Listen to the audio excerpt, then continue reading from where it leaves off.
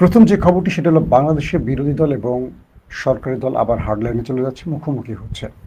আজকে জুলাই বিপ্লবের দ্বিতীয় বর্ষে 11 দলীয় জোটের পক্ষ থেকে যে বক্তব্য দেওয়া হয়েছে বিএনপিকে ইশারা করে, বাংলাদেশ আর একটা ভয়ঙ্কর দিকে যাচ্ছে। কেন যেন মনে হচ্ছে তৃতীয় পক্ষের খেলা শুরু হয়ে গেছে বাংলাদেশে। বিএনপি সরকার একটা বড় ফাঁদে আটকে যাচ্ছে, অথবা জামাত বিএনপি কোনো ট্র্যাপে পড়ে গেছে বলে মনে হচ্ছে। 2 নম্বর খবর,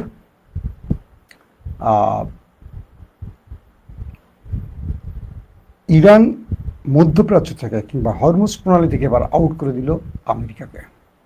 অসাধারণ এক চালে আমেরিকাকে পুরো ব্যর্থ করে দিল ইরান। পাশাপাশি হুতিরা এবার জোরে সোরে আবারও সৌদি তেলের ট্যাঙ্কারে হামলা করেছে।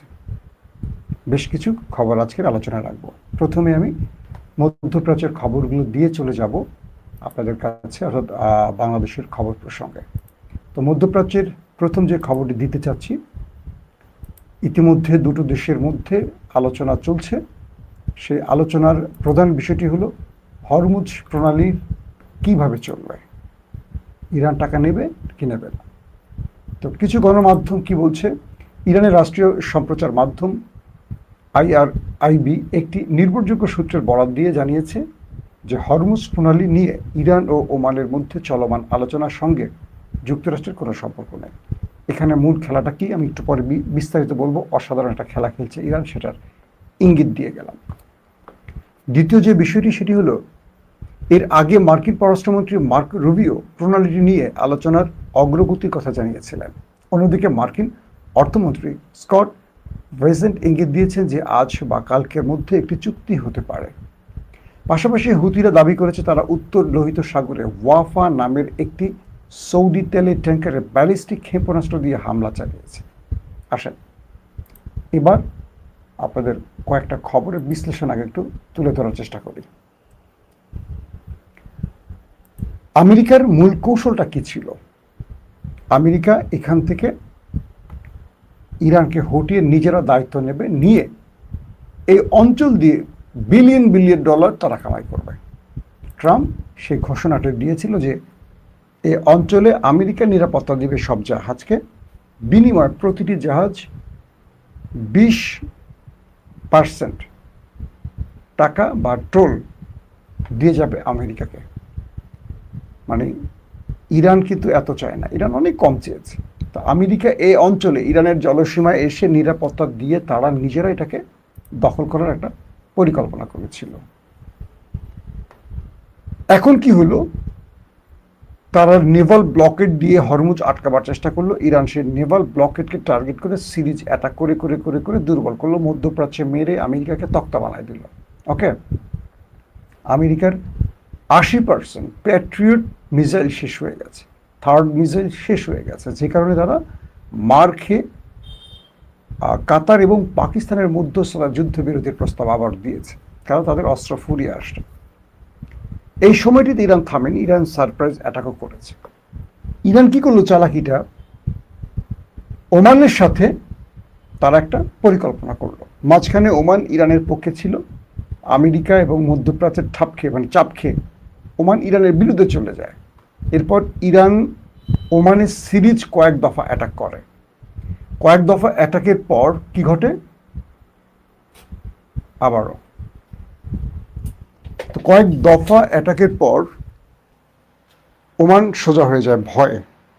কারণ ওমান বুঝতে পারে যে আমেরিকার পক্ষে থাকলে ইরান তাদেরকে ছাড়বে না। ইরান তাদের কন্টিনিউ এভাবে হামলা করে বাকি আরবের মতো শেষ করে ফেলবে।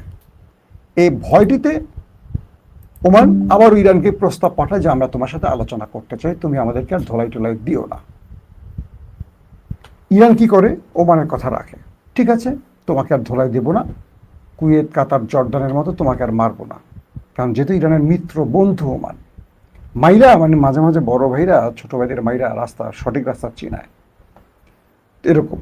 তো ওমানের সাথে আলোচনা হয়, সেই ওমান বলে হরমুজের ঢোকা আর বের হওয়ার যে সিস্টেম, একটা কন্ট্রোল করবে ইরান, একটা কন্ট্রোল করবে ওমান, এবং দুই পক্ষ যে টোল আদায় করবে এটা ভাগাভাগি করে নেবে। এই দুই পক্ষ যখন টোল আদায় করবে, এখানে কি আমেরিকা আছে? যখন আমেরিকা হরমুজ নিয়ে পোদ্দারি করতে আসছে, মাস্তানি করতে আসছে, বেশি ভাব দেখাইতে আসছে, ইরান ওমানকে ভাজে এনে এমন একটা চুক্তি করে ফেললো যে চুক্তির ফলে হরমুজে বা ওমান সাগরে ইরানের আমেরিকার আর কোনো খানা নাই, আউট হয়ে গেছে পুরা। সেই চুক্তিটি ওমান এবং ইরানের মধ্যে হয়ে গেল। এটা কালকের এবং আজকের ব্রেকিং খবর। কালকে আমি খবরটা আপনাদের দিয়েছিলাম, আজকে আরেকটু আপডেট হলো। এখন ইরান বলছে আমেরিকাকে, তুমি কে? তুমি এই অঞ্চলে আমার সাথে আলোচনা করবা, কথা বলবা, চুক্তি করবা? তুমি কে? তুমি কি আমার স্টেক হোল্ডার? তুমি কি আমার প্রতিবেশী? তুমি কি আমার সাগরের অর্ধেক মালিক? না, তুমি 10,000 মাইল দূরে, ভাগো। তোমার এখানে কি কাজ? কোনো কাজ নাই, তুমি তো আসলে মাস্তানি করতে। তুমি যদি মাস্তানো, আমি মাস্তানের আব্বা। তো তুমি দেখছো না মধ্যপ্রাচ্যে তোমাকে মাইর আমি সোজা করছি, তুমি তো আমার দেশকে এটা করবা সেটা করবা বহুত হুমকি দিচ্ছ, আবার তুমি পা ধরে সিজফায়ার করছো। ওকে, এখন হরমুজ ওমান সাগরের যেই জাহাজ আসা যাওয়া নিয়ে সমস্যা তৈরি হয়েছে, আমরা সমাধান করে ফেলছি নিজেরা। আমি আর ওমান সিদ্ধান্ত নিয়ে নিয়েছি, যাওয়া এবং আসা আমার মধ্য দিয়ে, ওমানের মধ্য দিয়ে। আমরা পুরো দুটো দেশ এই প্রণালীটির ব্যবহারের যে পরিধি, সিস্টেম, নিয়ম কানুন পৃথিবীকে জানিয়ে দিয়েছে। এখন প্রথম 60 দিন আমরা কোনো পরিষেবা নেব না। এটার নিরাপত্তা সহ যে কাজগুলো এখন ওমান আর ইরান করবে, এটার জন্য খরচ যাবে, সেই পরিষেবাটা আমরা এখন 60 দিন নেব না। 60 দিন পর থেকে এই অঞ্চলে পরিষেবা গ্রহণ করা শুরু হবে, এবং যেই পরিষেবাটা আসবে এটা ইরান এবং ওমান নেবে। তুমি আমেরিকা চলে যাও। এখন আমেরিকা কি করবে? আমেরিকা একটা পুরো মাইনকা চিপায় পড়ে গেছে, কারণ ওমান এবং ইরানের এই খেলায় আমেরিকার আর কোনো খানা নেই। বিষয়টা বোঝেন নেই? বিএনপি জামাত তারা যুক্তি করে নিল, সরকারি দল বিরোধী দল, যে এখন থেকে রাষ্ট্র পরিচালনায় আমরা এইভাবেই কাজগুলো করব। আওয়ামী লীগের আর খানা আছে? এই মুহূর্তে নাই। তো আমেরিকা আওয়ামী লীগ হয়ে ঢুকছিল, এখন যদি বিএনপি জামাত আন্ডারস্ট্যান্ডিং করে নেয়, ধরেন তারা করেই রাখছে মোটামুটি, আওয়ামী লীগের কোনো অবস্থা আছে, কোনো কথা আছে? আওয়ামী লীগ রাজনীতিতে কোনো বিষয়, ফ্যাক্টর এখন কিচ্ছু না। তো ইরান এমন একটি চাল দিল, ওমানকে নিয়ে আমেরিকা আউট হয়ে গেল, এই অঞ্চলে তাদের আর কোনো খানা থাকলো না।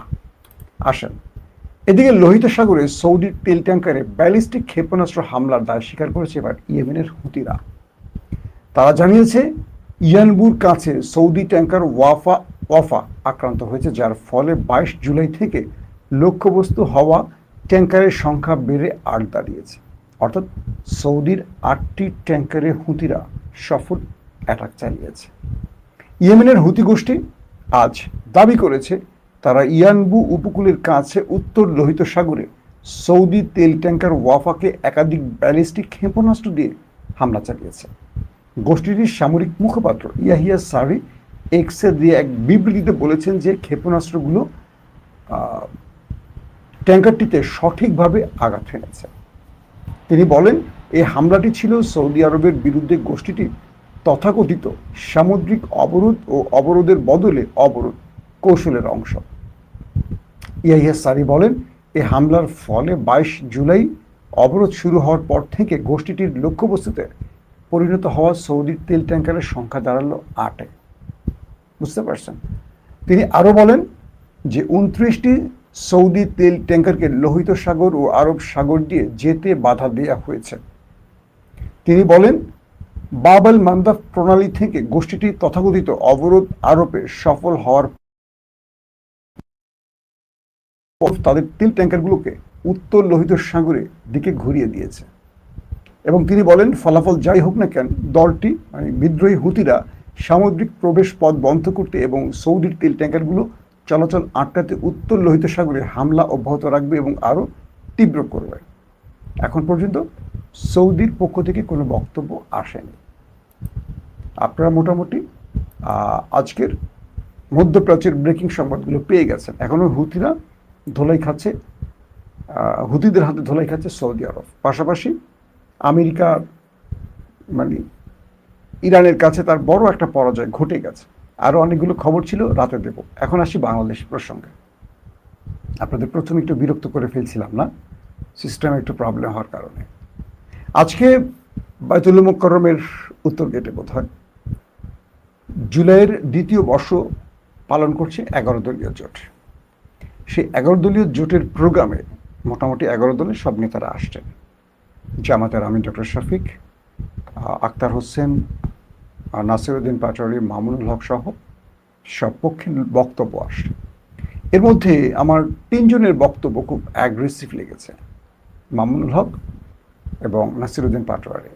আর জামাতের আমিরের বক্তব্যটি খুব কৌশলী, অ্যাগ্রেসিভ এবং থ্রেট, 3টি মনে হয়েছে আমার। তিনি বলছেন, ডক্টর শফিক বলছেন যে আপনারা কার ইশারা, তারেক রহমানকে বলছেন যে আপনারা কার ইশারায় জাতিকে দেয়া ওয়াদা ভঙ্গ করছেন। অর্থাৎ তিনি বলছেন যে একজন মায়ের দুটো যমজ সন্তান, একই চেহারা, একই দিন হয়েছে, সব এক, কিন্তু মা একজনকে কখনো দুধ দেয় না, মা দুজনকে দুধ দেয়। একই সঙ্গে ভোট হয়েছে, একই সাথে সিল হয়েছে, আপনি সংসদে বসেছেন, প্রধানমন্ত্রী হয়েছেন, দেশ চালাচ্ছেন, সরকারে বসছেন, কিন্তু একই সঙ্গে 70% মানুষের যে ভোট পড়েছে গণভোটের পক্ষে, সেটাকে আপনি অবজ্ঞা করছেন, সেটাকে মানছেন না। এভাবে চলবে না। আপনি কার কাছে, তারেক রহমানকে বলছেন, আপনি কার কাছে দাসখত দিয়ে গণভোটের বিরুদ্ধে দাঁড়িয়েছেন, এটা জাতি জানতে চায়।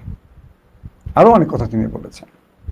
পাশাপাশি তিনি আরেকটি কথা বলেছেন, নাসিরউদ্দিন পাটোয়ারি কোরআনের একটি আয়াত তারপর বলছেন যে তারেক রহমানের কাছে ভালো কিছু পাওয়া যাবে না। নাসিরউদ্দিন পাটোয়ারির বক্তব্য, তিনিও বেশ অ্যাগ্রেসিভ বক্তব্যগুলো দিয়েছেন, আমার কাছে তাই মনে হয়েছে। এবং তিনি আরও বলেছেন যে জুলাই বিপ্লবীরা ঘরে ফিরে যায়, জুলাইয়ের জন্য 2000 রক্ত দিয়েছে বা 1400 রক্ত দিয়েছে, প্রয়োজনে আরও রক্ত দেবে, 2800 রক্ত দেবে, কিন্তু তারেক রহমান তাকে ক্ষমতা থেকে সরানো হবে, এরকম হুমকিও তারা দিয়েছে। এবং তিনি এটিও বলেছেন যে তিনি ব্যর্থ হয়ে গেছেন, এখন তিনি তার ঠিকানায় চলে যাবেন, মানে লন্ডনেরটা তিনি লন্ডনে চলে যাবেন, এরকম অনেকগুলো কথা বলেছেন। এটাকে আমি এখন খুব গুরুত্ব দিচ্ছি না। মামুনুল হকও খুব অ্যাগ্রেসিভ বক্তব্য দিয়েছেন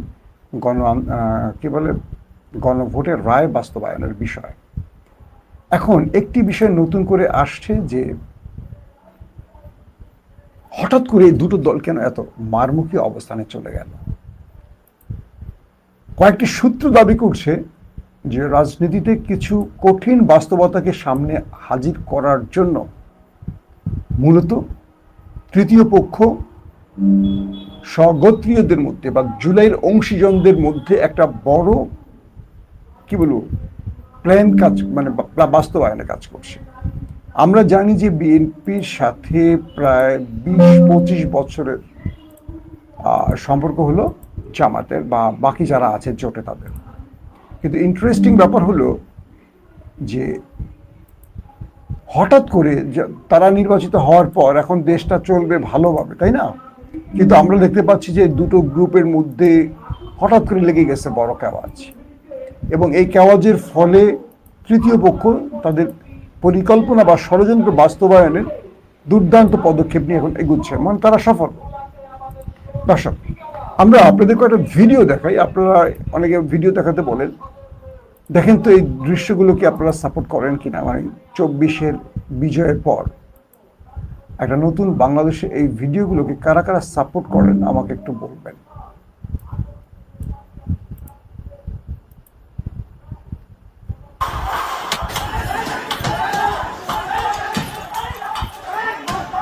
দেখেন, আলিয়া মাদ্রাসাকে ভাঙচুর করছে, এরা কারা আসে?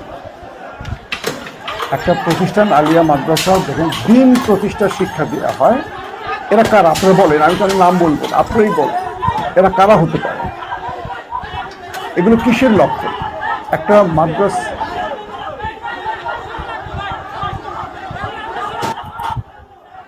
আমাকে বলেন একটা দিনী প্রতিষ্ঠানে এভাবে হামলা কারা করতে পারে? এই চেহারাগুলো দেখে কাদের মনে হচ্ছে এই টোকাইগুলো কোত্থেকে আসছে বলে ধারণা করছেন, এবং এই রাষ্ট্রকে তারা কোথায় নিতে চাচ্ছে? আপনারা ফুটেজগুলো দেখেছেন, মোটামুটি বুঝতে পেরেছেন।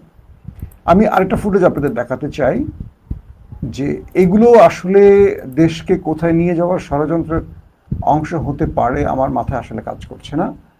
যে আমরা আসলে কোন দিকে যাচ্ছি বা আমাদের সামনের দিনগুলো কত ভয়ঙ্কর হতে পারে। আসেন।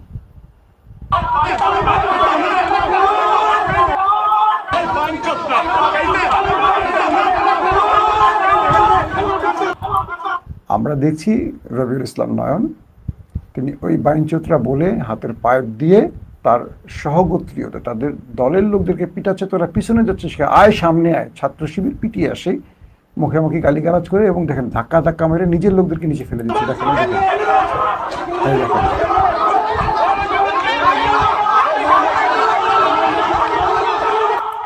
আমার একটা প্রশ্ন, রবিউল ইসলাম নয়ন হেলমেট পরে তিনি কি বিএনপির মধ্যে ছাত্রলীগের হেলমেট ইমেজটাকে ঢোকাতে চাইলেন? নয়নের এই পারফরমেন্স বিএনপির 1 ইঞ্চি লাভ হলো কিনা কমেন্ট করবেন। যে দলেরই ভাইরা হন আপনারা কমেন্ট করেন, বলেন তো। ছাত্রলীগ যে দৃশ্যায়নে, ছাত্রলীগ যে চেহারা দেখিয়ে দেশ থেকে বিতাড়িত হয়েছে, এবং ছাত্রলীগদের দেশ ছাড়া করতে যে জাতির পুরো জাতি এক হয়ে গেছে, সেই পোশাক পরে, সেই চেহারায়, সেই রূপে, সেই অ্যাক্টিভিস্ট, মানে কি বলবো, সেই চরিত্রগুলোকে ধারণ করে হঠাৎ যুবদল ছাত্রদল মাঠে নামলো। এটা কি বিএনপির জন্য লাভের, কল্যাণের, মঙ্গলের? এই কথাগুলো বললে এখন বিএনপির 3 নম্বর কাতারের মূর্খ গণ্ড ছাগল পাগলগুলো বলবে আপনি তো বিএনপির বিরুদ্ধে বলছেন। না, বিএনপির পক্ষে বলছে। গর্ধব, তোর মস্তিষ্কে যদি মাল থাকে, গোবর না থেকে, তুই বুঝবি। আওয়ামী লীগ যা করে পচে গেছে, আওয়ামী লীগ যা করে দেশ ছাড়া হয়েছে, সেই কাজগুলো যদি বিএনপি করে, এটা বিএনপির জন্য লাভের। যারা ক্ষমতায় আছে, যারা এখন শান্তি মানে একটা বিরাজ করবে, সুশাসন তৈরি করবে, মানুষের মধ্যে আস্থা তৈরি করবে, এবং তারা 5 বছর পর আরো 5 বছর, তারপর আরো 5 বছর, এইভাবে একটা লং টাইম ক্ষমতা থাকবে, সেই দলটা যদি 5 মাসের মধ্যে এই পরিস্থিতি তৈরি করে, মানুষের আস্থা কোথায় যাবে? বাংলাদেশের মিডিয়া কি বলে এখন মানুষ আর ধর্তব্যে নেয় না, গোনেই না। প্রতিটা বিষয় সোশ্যাল মিডিয়ায় চলে আসে। নয়ন কি গালি দিল, কি করলো, কোন ভাষায় করলো, কোথায় মারলো, কি করলো, এভরিথিং সোশ্যাল মিডিয়ায় আসে নাই। এখন বিএনপি যদি মনে করে যে তাদের দৈনিক দিনকাল, যে পত্রিকাটি 1 কপি বিক্রি হয় না, এটা দিয়ে তারা দেশ স্বাধীন করে ফেলবে, বা তারা তাদের শক্তি দেখিয়ে 71 TV, 72 TV, 74 TV, 76 TV, 52 TV, 47 TV দিয়ে দেশ কন্ট্রোল করবে, ইম্পসিবল। বাংলাদেশের সব টেলিভিশন বন্ধ হয়ে গিয়েছিল হাসিনা পতনের সময়, কোনো টিভির উপর নির্ভর করে দেশ স্বাধীন হয়নি। বাংলাদেশের মানুষ ইন্টারনেট বন্ধের পর থেমে থাকেনি। বিষয়টা হলো সোশ্যাল মিডিয়ার যুগে টিভি তো দেখেন, আমি তো কয়েক মাস টিভি দেখি না। বিশ্বকাপ খেলা যেদিন আমার পছন্দের দল খেলে, সেদিন একটু টিভি দেখছি, জীবনে বহুদিন পর। যে মানুষ 25-26 বছর টেলিভিশনে চাকরি করছে, সেটাই মানুষ আমি টিভি দেখি না। তো বাকি মানুষ টিভি দেখে এই সোশ্যাল মিডিয়ার যুগে? তো টিভি টক শো, টিভির সংবাদ কেউ দেখে? তো টিভি আলাদাকে প্রচুর বিজ্ঞাপন দিয়ে, টাকা দিয়ে আপনি কিনে ফেলতে পারবেন। টিভি কোনো ভূমিকা রাখে না, কারণ শেখ হাসিনা এই টেলিভিশনগুলো সব কিনে ফেলছিল। এই টেলিভিশনগুলো ছাত্র আন্দোলন বন্ধ করতে পারেনি। সব টেলিভিশন ছাত্রদের বিপক্ষে ন্যারেটিভ তৈরি করছে, হাসিনার পক্ষে ন্যারেটিভ তৈরি করছে, কিন্তু মানুষ রাস্তায় নেমে হাসিনাকে বিদায় করেছে। তার মানে এই মিডিয়ার কোনো ভ্যালু নেই বাংলাদেশে, মানে না মানে। কারণ বাংলাদেশের মানুষ জানে মিডিয়া করাপ্টেড হয়ে গেছে, মিডিয়া 2 নম্বর হয়ে গেছে, ক্ষমতাসীনদের পক্ষের মিডিয়া হয়ে গেছে। সো এই মিডিয়ার কোনো ভ্যালু বাংলাদেশে নাই। আসেন, এই দৃশ্যগুলো কি প্রমাণ করে? নয়ন বিএনপিকে ডোবালো হেলমেটটা পরে। যে ছাত্রলীগ হেলমেট লীগ ছিল, এখন হেলমেট দল বানালো না নয়ন? যেই 15 বছর ধরে আমরা যাদেরকে হেলমেট লীগ, চাপাতে লীগ, এই লীগ সেই লীগ বলছি, দেখেন শেষ পর্যন্ত বিএনপিকে কারা ডোবাচ্ছে। এই পেশি শক্তির রাজনীতি 26 এসে চলবে? আমার খুব দুঃখ লাগে। এই দলটা এত নির্যাতিত, এত সাফার করা, আর এই দলটার মধ্যে এই আগাছাগুলো, সন্ত্রাসীগুলো এবং বিবেক বুদ্ধিহীন গর্ধব মাথার পলিটিশিয়ানগুলো নিজেকে জাহির করার জন্য, নিজের একটা পদের জন্য এরা এই কাজগুলো করে দলটাকে পচাচ্ছে। বাংলাদেশের প্রত্যেকটা মানুষের হাতে স্মার্টফোন, তাদের কথা শোনেন। ঘরের গৃহিণীরা কি বলে, বাচ্চারা কি বলে, স্কুল ছাত্ররা কি বলে, যারা পলিটিক্স করে না, বিএনপিকে ছিছি করতেছে। আমি খুব বিনয়ের সাথে বলবো, এইসব নয়নদের দল থেকে বহিষ্কার করেন। এরা দলের জন্য সম্পদ নয়, বোঝা। এরা নিজের আখের গোছাতে এগুলো করে। মাঝখান থেকে দল মাসুল দেয়। ছাত্রলীগ মাঠে নামার পর আন্দোলন জোরালো হয়েছে না, মনে আছে? 24শে জুলাইয়ের কথা বলছি। আপনি যখন পেটোয়া বাহিনী নামাবেন, আপনি যখন সন্ত্রাসী বাহিনী নামাবেন, আন্দোলন তীব্র হবে। এই দেশ এখন পর্যন্ত তারেক রহমানের কন্ট্রোলে আছে, কারণ বিরোধী দল তারেক রহমানকে হটানোর আন্দোলনের নামেনি। কিন্তু আজকে জুলাই দ্বিতীয় বর্ষে তারা যে বক্তব্যগুলো দিয়েছে, খুব ভয়ঙ্কর বক্তব্য দিয়েছে। তার মানে তারা বলছে যে আমরা তারেক রহমানকে ছাড় দেবো না, তার পতনে এখন আমরা মাঠে নামবো। এই ঘোষণার মানে কি? তারেক রহমানকে জানেন না তিনি 212, 15, 20 যতগুলি আসন পেয়েছেন, কিভাবে পেয়েছেন, কিভাবে জামাতের আসন কেটে এখানে যুক্ত করা হয়েছে, এস্টাবলিশমেন্ট কি করছে, এটা কে জানে না? আমি মিডিয়া কর্মী, আমি জানি, আমার জনগণ জানে, কে জানে না? আমার মনে হচ্ছে হিসাবে আমরা ভুল করছি। তৃতীয় পক্ষ যেভাবে খেলতে চাচ্ছে বিএনপি জামাত, সেই ফাঁদে পড়ে গেছে। তাহলে দায়িত্ব কার বেশি, জামাতে না বিএনপির? অবশ্যই বিএনপির। তারা সরকারে আছে। জগন্নাথে, রোকেয়ায়, ঢাকা আলিয়ায়, ঢাকা কলেজে যা ঘটছে, আগামীতে আরো কয়েকটা জায়গায় ঘটবে। মনে রাখবেন, এই সরকার এভাবে চলতে থাকলে আগামী কয়েক মাসের মধ্যে বড় রকম বিপদে পড়ে যাবে। যে বিপদ থেকে সরকারকে রক্ষা কেউ পাবে না, কারণ নেপথ্যে যারা খেলছে তারা এটাই চায়। সো আমি চাই জুলাইয়ের অংশীজনরা এক হয়ে যান। গত 20-25 বছর বিএনপি জামাত যেভাবে আপন ভাইয়ের মতো ছিলেন, বুকের সাথে বুক লাগিয়ে, হাত ধরে একসাথে রক্ত দিয়েছেন, একসাথে মার খেয়েছেন, একসাথে বৃষ্টিতে ভিজেছেন, একসাথে জেল খেটেছেন, এই একসাথে আবার দেশটা গড়েন, আবার একসাথে দেশটা গড়েন। দেশটা আপনারা গড়তে পারলেন, জনগণ চয়েস করে নিবে। আপনাদের টেলিভিশন টক শোতে রাশেদের বক্তব্য কেউ শোনে না, নুরুল হকের বক্তব্য কেউ শোনে না, শাহেদ আলমের বক্তব্য কেউ শোনে না, ডক্টর জাহিদের বক্তব্য কেউ শোনে না। জনগণ চোখে দেখে, এখন বক্তব্য শোনে না। আমি আবারও বলছি, আপনাদের এই ন্যারেটিভ, আমি মাসুম মাহবুব আপনাদের যত কথা বলি, যদি প্রমাণ না থাকে, আপনারা না দেখেন, আমার কথা বিশ্বাস করবেন? আমি তো আউলিয়া না। সো জনগণকে চোখে দেখার মতো ভালো কিছু করেন। যুবদল, ছাত্রদলকে ছাত্রলীগ, যুবলীগ হওয়া থেকে রক্ষা করেন। এই দলটা আমাদের ভালোবাসার, এই দলটাকে এভাবে শেষ করবেন না। দেশটাকে রক্ষা করতে হলে নিজেরা জুলাই অংশীজনরা মিলে সিদ্ধান্ত নেন, গণভোটের রায় মেনে নেন। এটার জন্য অনেক বড় মাসুল দিতে হতে পারে, কারণ বিএনপি আবার বিরোধী শিবিরে গেলে এই গণভোটের রায়গুলো বিএনপির প্রধান দাবি হবে। সরকারে বসলে বিএনপি কেন আওয়ামী লীগের আচরণ তাহলে করবে? যে দাবি বিএনপি এখন মানছে না, সেই দাবি তো আওয়ামী লীগও মানেনি। এখন আওয়ামী লীগকে জিজ্ঞেস করেন, আওয়ামী লীগ এই দাবিগুলো সব মানবে, কারণ তারা এখন বিরোধী শিবিরে বা ক্ষমতায় নেই। এখন বিএনপি একটাও মানতে রাজি না। বিএনপি ক্ষমতা হারাক, বিএনপি বলবে আবার মিছিল করবে, গণভোটের রায় বাস্তবায়ন করো। যারা নিজেরাই বাস্তবায়ন করেনি ক্ষমতা, তারা বিরোধী চেয়ারে গেলে করবে। ঠিক তত্ত্বাবধায়ক ইস্যুতে এই বিএনপি তত্ত্বাবধায়ক ইস্যু মানতে রাজি হয়নি। সেই বিএনপি তত্ত্বাবধায়ক ইস্যুর জন্য গত 15 বছর আন্দোলন করেছে, হাসিনা আর মানে নাই। এই দুটো দল ক্ষমতায় বসলে